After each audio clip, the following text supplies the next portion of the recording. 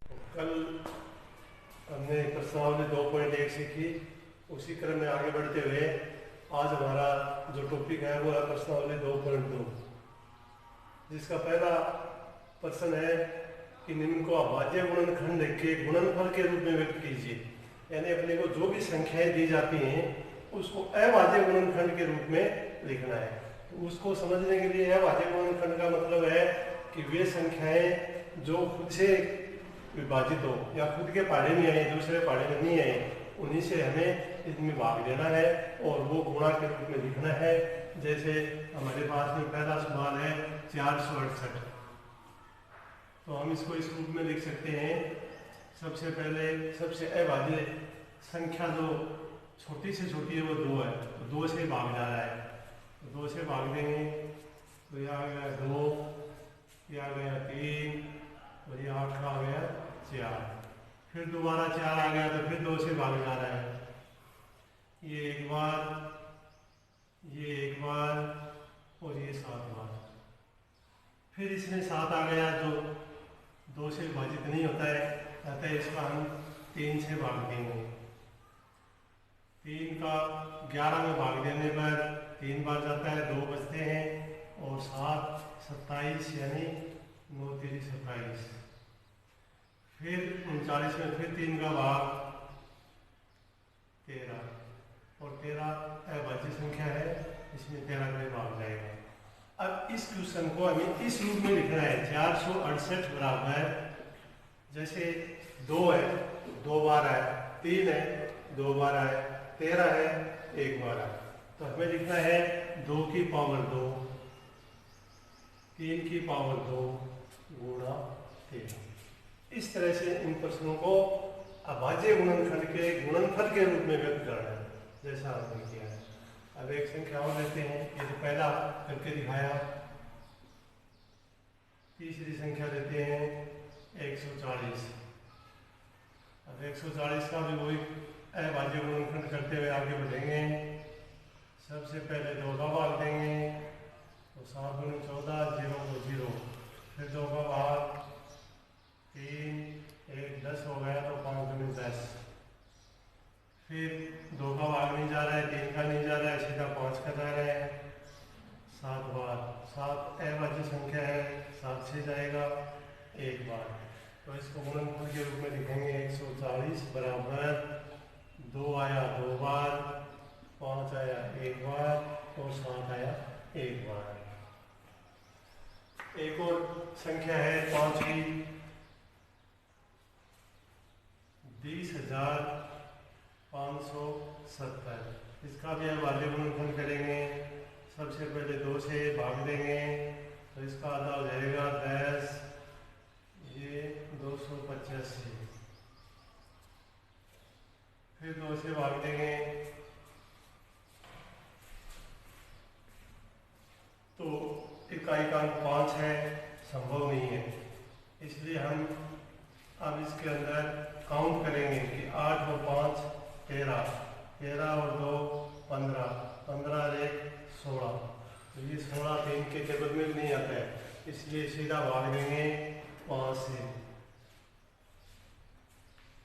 5 दूनी 10, फिर 2 में भाग जाता नहीं तो टूटे भाग की 0, फिर 5 चौड़ी 25, फिर 3 बच गए, 7 पंजो 35। फिर इसमें आगे भाग देंगे। अब इसमें भाग देकर देखेंगे कि 5 के बाद में 7, 11, 13 ये अभाज्य संख्या है, यानी 2057 में साइड में हम 7 का भाग देकर देख लेंगे, अगर जाता है तो लिख देंगे, नहीं तो अगली संख्या लिखेंगे। तो 20 में से 14 गया, 6 बच गया, फिर ये 9 बार गया, 63, 27, 27 7 के बारे में नहीं आता है, इसका मतलब 7 का भाग इसमें नहीं जाएगा।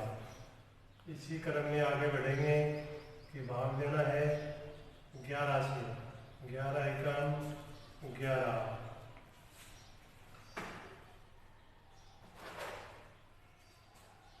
तो बच गए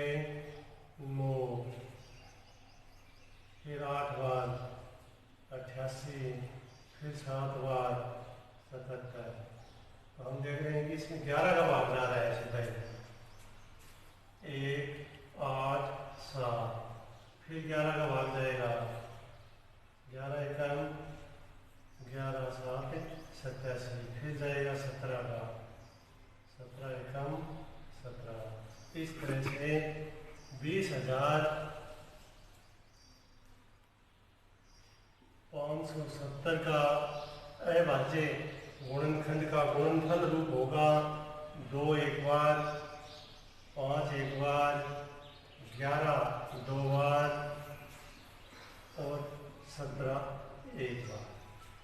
इस तरह से आप देखो कि अभाज्य गुणनखंड के रूप में लिखना है। तो हमने 3 सवाल कर दिए, 468 का कर दिया, 140 का कर दिया, 20,570 का कर दिया। 2 छोटे हैं वो आप अभ्यास के रूप में समय करेंगे। तो इस तरह से पहला प्रश्न पूरा होता है। अब हम अगले प्रश्न की ओर बढ़ते हैं।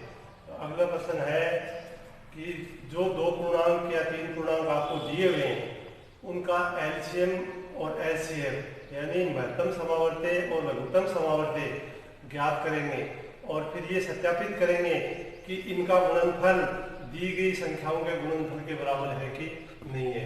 जैसे हमारा पहला सवाल है, इसके अंदर दूसरे में 3 सवाल आपकी किताब में दिए हुए हैं। पहला है 96 और 404, ये सवाल है। तो हमारे पास में 2 संख्याएं हैं। सबसे पहले इनका अभाज्य गुणनखंड करेंगे। अभाज्य गुणनखंड करते हैं तो इसका 2 का भाग दिया 96 में 50, फिर 2 का भाग दिया 24, फिर 2 का भाग दिया 12, फिर 2 का भाग दिया 6, फिर 2 का भाग दिया 3 और 1। इसी तरह 404 इसका अभाज्य गुणनखंड करते हैं।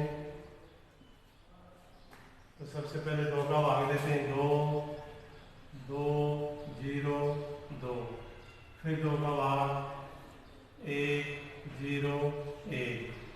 ये 1, 0, 1 एक अभाज्य संख्या है, इसी का ही भाग जाएगा। इस तरह से ये यहाँ पर पूरा हो जाता है। अब हमें ज्ञात करना है एचसीएफ।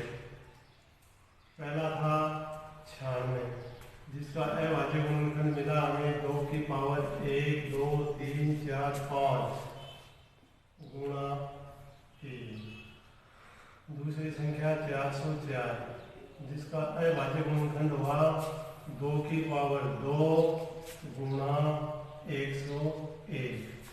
सबसे पहले हम ज्ञात करेंगे एचसीएफ 96 व 404 का एचसीएफ वो कॉमन फैक्टर होता है जो दोनों में हो। तो यहाँ पर हमें दिखाई दे रहा है कि 2 की घात 2 इसमें भी है और इसमें भी है, इसलिए 2 की घात 2 यानी 4। तो एचसीएफ का मान प्राप्त हुआ 4। इसी तरह इसका एलसीएम ज्ञात करेंगे। एलसीएम में बड़ी से बड़ी घात काम में लेते हैं। तो बड़ी से 2 की बड़ी घात 2 की घात 5, फिर एक अंक आया 3, एक बार आया 3, फिर आया 101, 101। अब इसका सरल करके मान ज्ञात करेंगे। 2 की घात 5 2 गुणा 2 गुणा 2 गुणा 2 गुणा 2 यानी ये मान हो गया 32। फिर 3 101, 32 को 3 से गुणा किया 96, 96 को 101 से गुणा किया तो 96,696। तो ये हमारे पास में प्राप्त हुआ एचसीएफ और ये प्राप्त हुआ एलसीएम। अब प्रश्न का करना है सत्यापन। सत्यापन का अर्थ है एलसीएफ गुणा एलसीएम, यानी जो हमारा एचसीएफ और जो हमारा एलसीएम आया है उन दोनों का गुणा वही आना चाहिए जो हमारे को जो संख्या दी गई है। यानी यहाँ पर 96 और 404 ये दो पूर्णांक अपने को दिए गए हैं, तो इनका गुणा और इन दोनों का गुणा बराबर आना चाहिए, ये हमें सत्यापित करना है। तो करते हैं सत्यापित।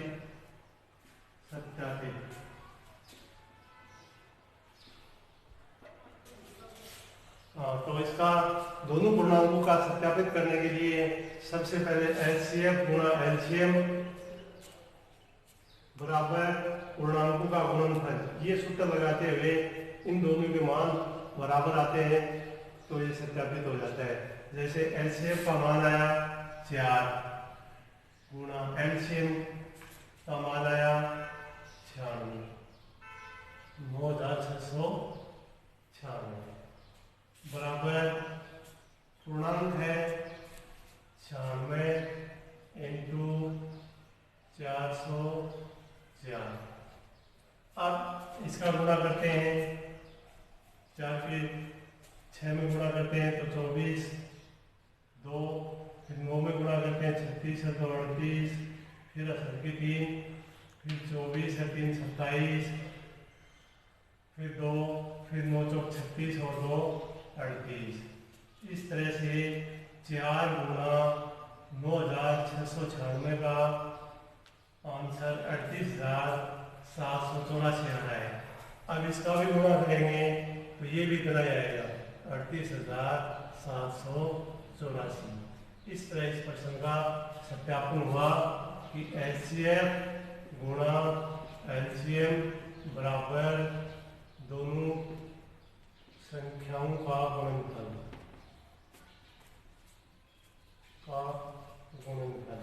या गुणा, और ये सिद्ध हो गया।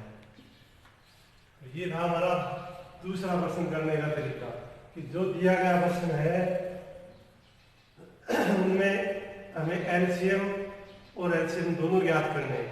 जैसे ये प्रश्न दे दिया, भाज्य गुणनफल कर दिया, दोनों का एलसीएम ज्ञात कर दिया, दोनों का एलसीएम ज्ञात कर दिया, फिर एलसीएम और एलसीएम का जो गुणा आ रहा है वही हमारी दी गई संख्याओं का गुणा आ रहा है, तो हमारा प्रश्न सत्य है, अन्यथा हमसे कोई त्रुटि हुई है। तो इस तरह से इस प्रश्न को हमें पूरा करना है। इसमें 3 पार्ट है, एक पार्ट मैंने कर दिया, एक पार्ट और कर रहा हूँ जिसकी संख्या है 90 और 144। तो इसी क्रम में 90 और 144 का फिर अभाज्य गुणनफल कर रहे हैं। तो 90 में सबसे पहले 2 का भाग देंगे, 45 आ गया, 45 में 2 का भाग जाता नहीं है, 3 का भाग देंगे तो 15 आ गया, फिर 3 का भाग दिया 5 आ गया, फिर 5 का भाग दिया 1 आ गया। इसी क्रम में 144 का करेंगे तो 44 में 4 है, यहाँ 2 का भाग जा रहा है 72 बार, फिर 2 का भाग जा रहा है 36 बार, फिर इसमें 2 का भाग जा रहा है 18 बार, फिर 18 में 2 का भाग जा रहा है 9 बार। अब 2 का जाएगा नहीं, 3 का देंगे तो 3 बार जाएगा, फिर 3 का 1 बार जाएगा। इस तरह से अभाज्य गुणनखंड का रूप ये हमारे अभाज्य गुणनखंड है।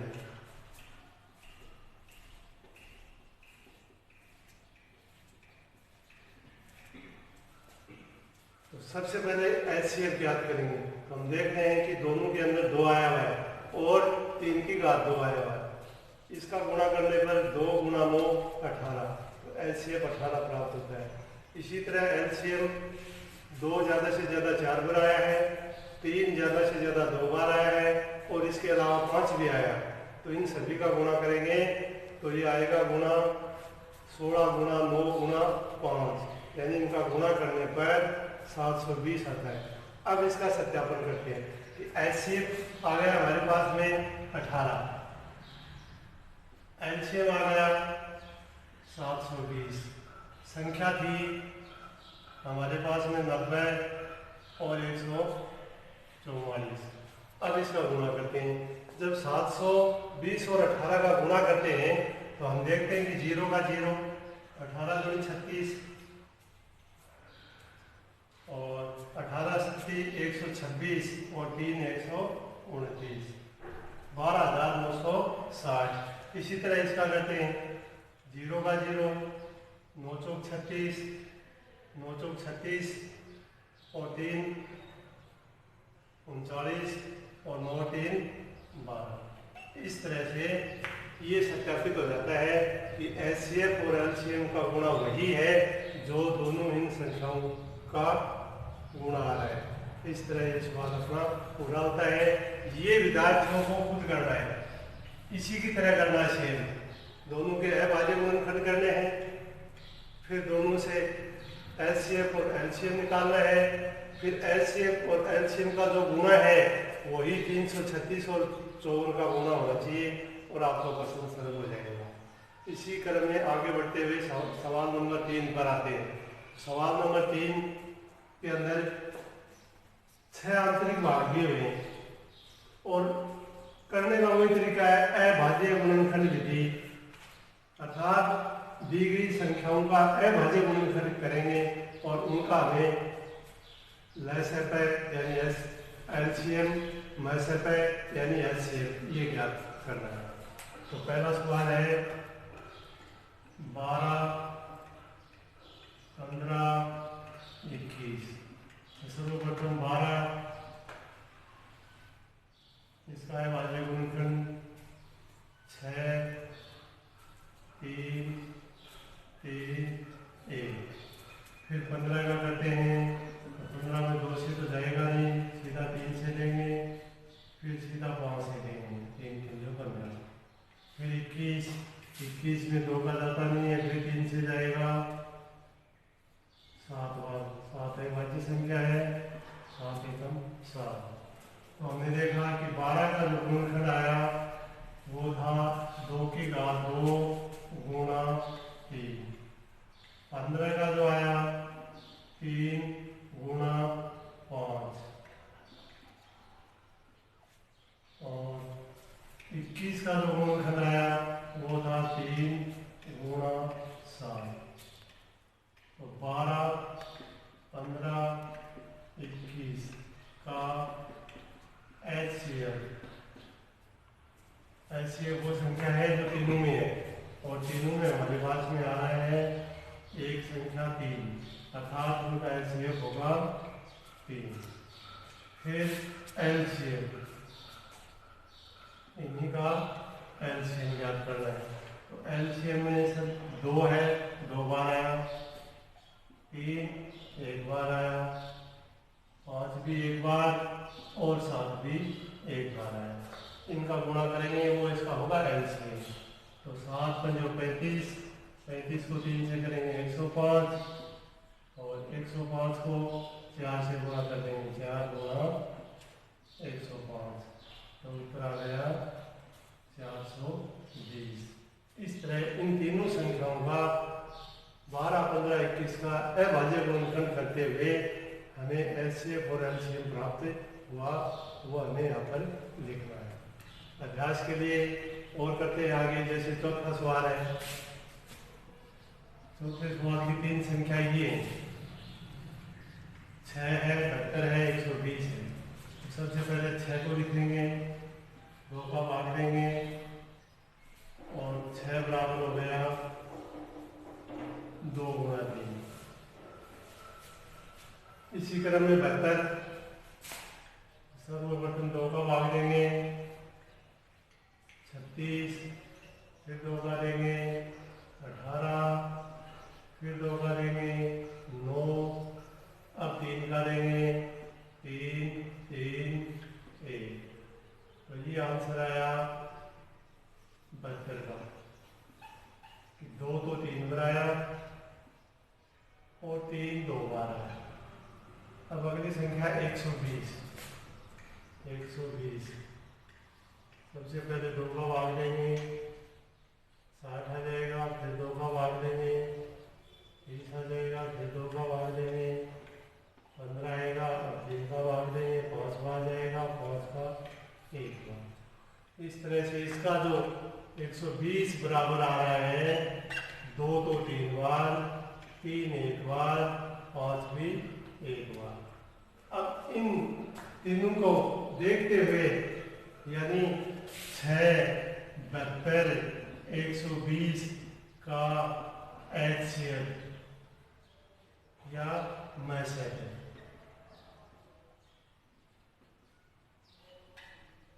अब इनमें हम देख रहे हैं कि 2 और 3 दोनों में आया हुआ है, 2 इसमें भी आया है, 3 इसमें भी आया है, इसमें भी आया है और इसमें भी आया है। इसका HCF होगा 2 गुणा 3 बराबर 6। अब ज्ञात करेंगे 6, 72, 120 का LCM। LCM के लिए 2 ज़्यादा से ज़्यादा बार 3 बार आया है, तो 2 की घात 3, 3 ज़्यादा से ज़्यादा तीनों में इसमें 2 बार आया है। इसके अलावा 5 है, वो उसमें 1 बार आया है, तो गुणा 5। अब इनको सरल करेंगे, 2 की घात 3, 2 गुणा 2 गुणा 2 यानी 8, 3 गुणा 3 यानी 9 गुणा 5। इस तरह से इन तीनों का गुणा करेंगे तो यह आएगा 360। तो ये हमारा चौथा सवाल था। अब हम इनमें एक सवाल और करते हैं और बाकी के 3 सवाल हैं वो विद्यार्थी अपने अभ्यास के रूप में करके सीखेंगे। तो अगला लास्ट जो सवाल मैं कर रहा हूँ वो है 8, 9, 25। ये करते हैं 3 संख्याएं। सबसे पहले 8 का 2, 4, 2, 2, फिर 9 का 3 की टेबल में आता है, 9 3 के भागे में आता है, 25 ये 5 के भागे में आता है, 2 के और 3 का भाग इसमें नहीं जाएगा। 8, 9, 25 का मैसेज है। अब हमें वो संख्या देखनी है जो तीनों में आई है। तो हम देखते हैं कि न तो 2 तीनों में आया है, न 3 आया है, न 5।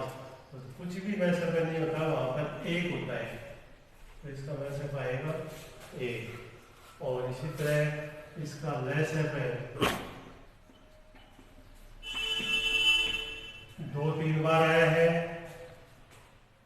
3 2 बार आया है और 5 भी 2 बार आया है, अर्थात 8 गुणा 9 गुणा 25। इन तीनों का हमें गुणा करना है। ये हो गया 72 गुणा 25, 25 दूनी 50 और ये आ गया 1800। इस तरह से सवाल नंबर 3 पूरा हो गया। तो ये 3 सवाल हो गए। चौथा सवाल है 2.2 का कि किस खेल के मैदान का एक चक्कर लगाने में 18 मिनट लेता है और अनुप्रिया उसी मैदान का एक चक्कर लगाने में 12 मिनट लेती है। दोनों एक ही स्थान से एक ही समय पर एक ही दिशा में चलना प्रारंभ करते हैं। तो पूछा है कि कितने समय बाद ये पुनः उसी स्थान पर मिलेंगे। तो सबसे पहले हम देखते हैं कि क्रिस एक चक्कर लगाने में क्रिस का एक चक्कर में तय दूरी बराबर 18 मिनट।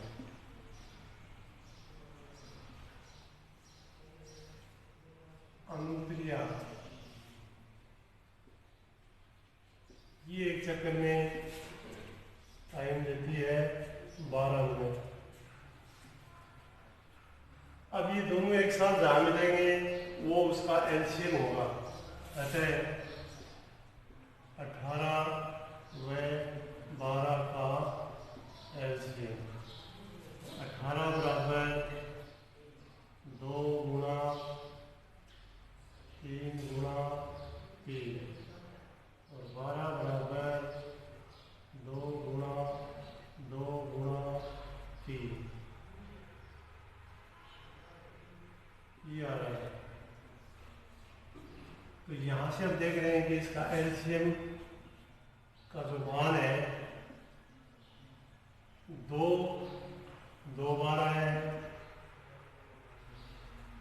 3 यहाँ 2 बार आया है, तो आंसर आ गया 4 गुणा 9 बराबर 36। है तो जितने समय बाद मिलेंगे वो समय है 36। अगर दोनों 36 मिनट बाद प्रारंभिक स्थान पर मिलेगा।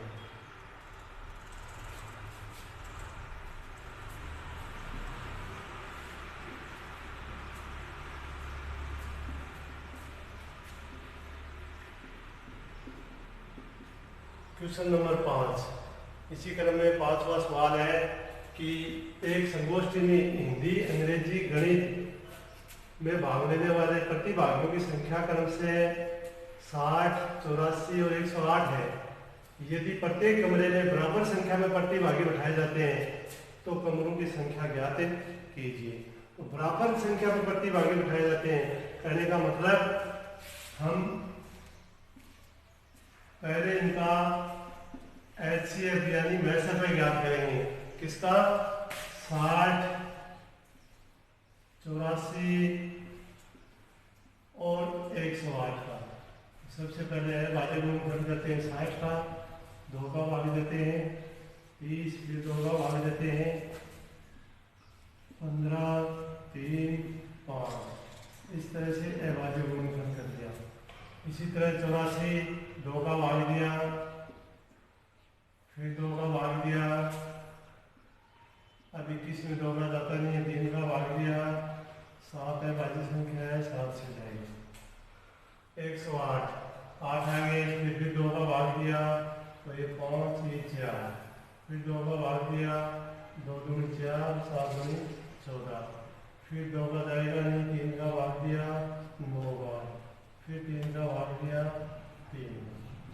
इस तरह से 60, 84 और 108 का HCF वो बराबर प्रतिभागी संख्या होगी। 60, 84, 108 का HCF या मैसफ है। तो हम देखते हैं कि 2 है वो 2 बार सभी में आया हुआ है, यानी 2 की घात 2 इंटू 3 है वो सब में 1 बार आया हुआ है, इसमें भी आया, इसमें भी आया, इसमें भी आया है। इस तरह से इसका HCF प्राप्त होगा 2 की 2 4 गुणा 3, 4 3 12, तो HCF बराबर 12। तो ये तो वो संख्या है कि कमरे में कितने बच्चे बैठाए जाए, तो वो बच्चों की संख्या आ गई 12। अब आगे पूछा है कि कमरों की संख्या, तो हम कमरों की संख्या बराबर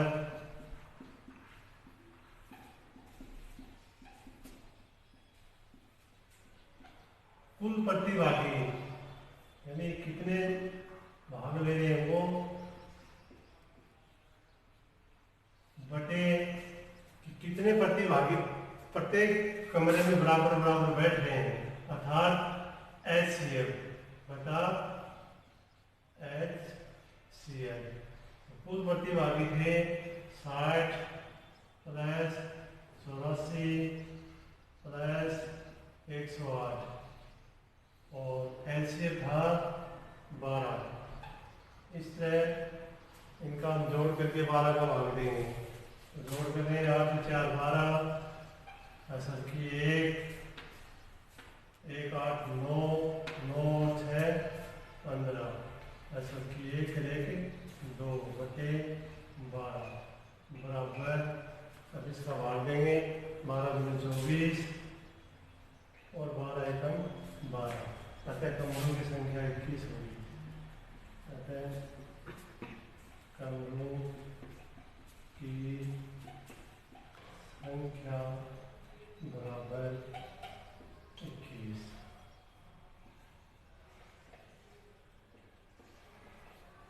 तो इस तरह से प्रश्नावली 2.2 के 5 सवाल थे जिसमें लगभग पूरे कर दिए गए हैं। अभ्यास के लिए 1-2 अंतःखंड प्रश्न के आंतरिक भाग छोड़ दिए गए हैं, वो विद्यार्थी सही करेंगे और हम अगली प्रश्नावली 2.3 आज इसी क्रम में आगे बढ़ते हुए पूरी करेंगे।